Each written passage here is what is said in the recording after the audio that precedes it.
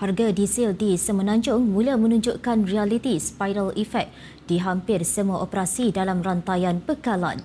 Situasi ini menuntut peniaga memaksa kos pengangkutan lori dan bas naik. Kos logistik juga tidak terkecuali, malah harga makanan dan barangan asas ikut mencanak.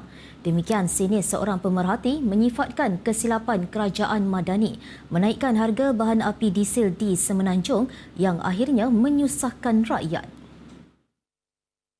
Sindirnya tajam kerajaan Madani pimpinan Datuk Seri Anwar Ibrahim dicanang melindungi rakyat didakwa gagal, tidak memahami kesan sebenar di lapangan, malah tidak adil dalam keputusan dasar bahan api untuk kira-kira 34 juta rakyat yang memberi mandat pada pilihan raya umum PRU lalu. Tegas pemerhati, jangan salahkan peniaga jika mereka terpaksa menaikkan kos kerana mereka juga mangsa keadaan. Tiada pilihan selain menaikkan harga demi kelangsungan hidup. Sebaliknya, kritik pemerhati, dalam kerajaan hari ini kebanyakannya menteri-menteri parachut tidak cukup pengalaman dan keupayaan mengurus krisis ekonomi rakyat yang hanya tahu duduk di kerusi empuk dalam bilik berhawa dingin. Namun rakyat di bawah pula berkelut. Tambahnya, rakyat juga sudah mula membandingkan kepimpinan 60 tahun Barisan Nasional BN yang mana harga barangan masih terkawal walaupun krisis melanda termasuk kegawatan ekonomi 1998 berbeza dengan kerajaan hari ini. Justru beliau menggesa Anwar dan Kabinet harus bertanggungjawab ke atas segala kenaikan kos yang membebankan rakyat kerana rakyat berhak tahu siapa sebenarnya jaga siapa. Terdahulu, Presiden Persekutuan Persatuan Penjaja dan Peniaga Malaysia, Datuk Seri Rosli Sulaiman yang menjangkakan harga makanan meningkat sehingga 50% susulan krisis bahan api global. Menteri Pertanian dan Keterjaminan Makanan, Datuk Seri Muhammad Sabu, pula menyeru rakyat memanfaatkan ruang yang ada di kediaman masing-masing untuk bercucuk tanam sebagai langkah mengurangkan kebergantungan terhadap bekalan makanan luar. Presiden Persekutuan Persatuan Bas Sekolah Malaysia, Amali Munif Rahmat juga tidak menolak kemungkinan menaikkan tambang bas sekolah sekiranya tekanan kos berterusan.